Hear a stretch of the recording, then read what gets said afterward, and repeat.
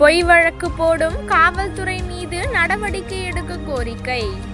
திருச்சி அருகே உள்ள கிளிக்கூடு பெரியார் நகரை சேர்ந்தவர் ராஜா.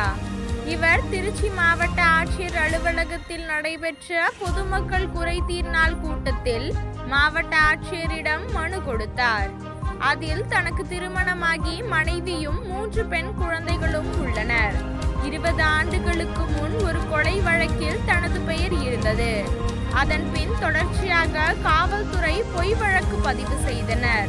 தொடர்ந்த 4 வழக்குகளில் இருந்தும் விடுதலையாகிவிட்டேன். தற்போது மனைவி குழந்தைகளுடன் திருந்தி வாழ்ந்து வருகிறேன். ஆனால் காவல்துறையினர் என் மீது தொடர்ந்து பொய் வழக்கு பதிவு செய்ய முயற்சிக்கிறார்கள். என்னை விசாரணைக்கு அழைத்து செல்கிறார்கள்.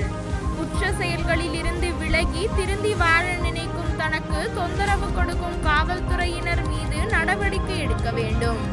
மேலும் விவசாயம் செய்வதற்கு வங்கிக் கடன் வழங்கி உதவி செய்யும்படியும் வேண்டுகிறேன் என அந்த மனுவில் கூறப்பட்டிருந்தது.